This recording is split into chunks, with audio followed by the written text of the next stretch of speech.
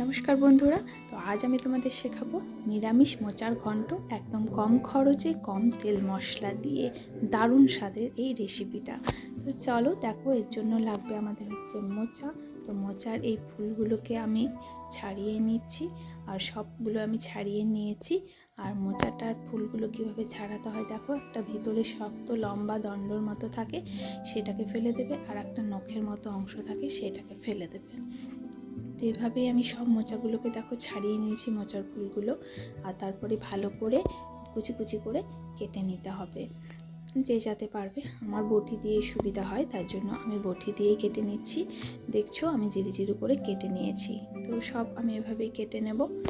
তারপর কাটা হয়ে গেলে আমি আর যে শক্ত লম্বা শক্ত কচি নরম যেটা থাকে ওটাকে আর বাছার দরকার নেই, ওটাকে এভাবে কেটে নিলেই হবে।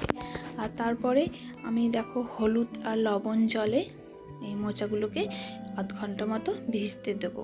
ভিজতে দিলে কি হয়, এর কষটা ভালো করে বেরিয়ে আসবে। আর হ্যাঁ, মোচাটা ধোয়ার সময় অবশ্যই কচলে কচলে ধুয়ে নেবে, তাহলে কষটা বেরিয়ে যাবে। তারপরে দেখো কড়াইয়ে আমি তেল দিয়ে দিয়েছি গরম করতে, আর তার আগেই ডুমো ডুমো করে ভেজে রাখা আর বেগুন আমি ভেজে নিয়েছি, আর মোচাটাকে সেদ্ধ করে নিয়েছি। আর নিয়েছি কিছুটা আতপ চাল, গোবিন্দভোগ চাল। তো এটাই হচ্ছে রান্নার মেন আর কি। তো ভিজতে দিয়ে দিয়েছি, আর কড়াইয়ে তেল দিয়েছি, তেলটা গরম হয়ে গেছে। তারপরে দিলাম দুটো দারচিনির টুকরো, আর জিরে আর শুকনো লঙ্কা ফোড়নে দিলাম, তেজপাতা দিয়ে দিলাম একটা ছিঁড়ে। তো এটা ভালো করে গরম হয়ে গেছে। তো এই সময় আমি দিয়ে দিলাম আদা বাটা। তো আদা বাটাটা একটু ভালো করে কষিয়ে নিতে হবে। তো একটু কষানো হয়ে গেলে পরেই দিয়ে দেবো এর মধ্যে মশলা। তো এবার মশলার মধ্যে দিচ্ছি আমি হচ্ছে এটা সবজি মশলা সানরাইজের, ঠিক আছে। তো সবজি মশলাটা দিলাম, তারপরে হলুদ দিয়ে দিলাম, আর হলুদ দিয়ে একটু ভালো করে নাড়াচাড়া করে কষিয়ে নিতে হবে মশলাটাকে।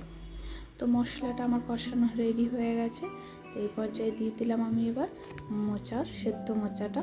তো সেদ্ধ মোচাটাকে ভালো করে কষিয়ে নিতে হবে একটুক্ষণ। তারপরে কষানোর পর আমি দিয়ে দেবো আতপ চালটা, ভিজিয়ে রাখা আতপ চালটা জল ঝরিয়ে দিয়ে দিলাম।